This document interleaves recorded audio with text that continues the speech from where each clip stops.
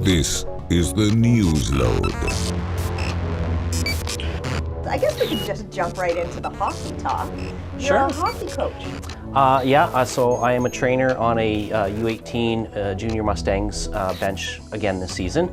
How old are these? So these would be 16 and 17-year-olds. Okay, so they're almost 2005 and 2006 birth year kids. So for the 05s, this will be their last year of minor hockey. Yeah, and then they get, scouts and they're off to either junior C or their hockey time is kind of done. So it's a fun year. I've known some of the boys on the team for a couple of years now. I started doing this coming up through the ranks with my nephew when he started to play. Last year was his last year. So last year it was the same age group, but it was the 04s and the 05s. And I had, with the 04 boys, I'd been tying some of their skates since they were 10 years old. Oh, I've taught some of them to drive. So sweet. Stick or automatic?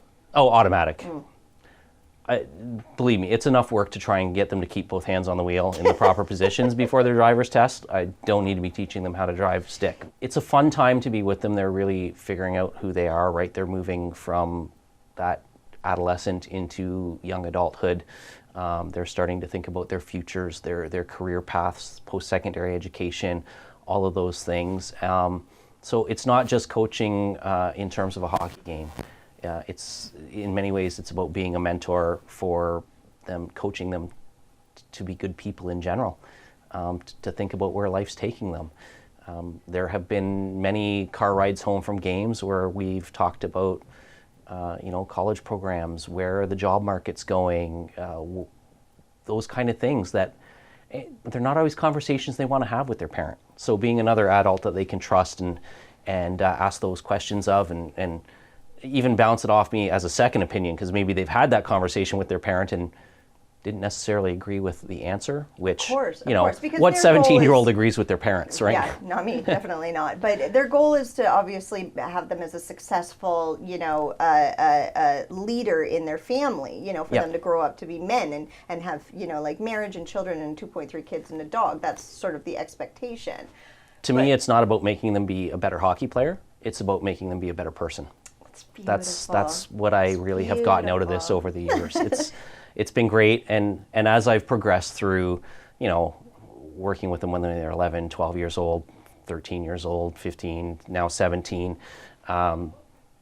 watching that maturing process, it's been very, very rewarding, watching them to grow into young men and seeing where their life is taking them. It's been very exciting. Leaders of our society, so exciting. And do you encourage trades or university, or what's best for them? Oh, I am absolutely, especially those who like to do any kind of work with their hands, go into the trades. And I don't mean this with any disrespect to folks who are going to university to study, higher education at that level. Medicine, law, yeah. Yeah, I mean, we're always going to need doctors.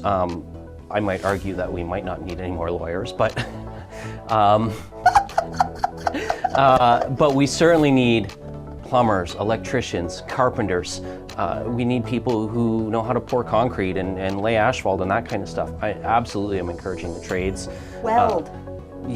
Or even go into, if you want to pursue a higher level education, architecture, planning, become a building inspector, go do those things. Because right now, if you come out of university or college with those kind of qualifications, bring your resume right to 300 Dufferin Ave here at City Hall and you're gonna have a job like that with good pay and good benefits and the opportunity to learn other things along the way, because we can't staff fast enough right now. So there's a real opportunity there. So I'm really encouraging them to pursue that. This is the Newsload.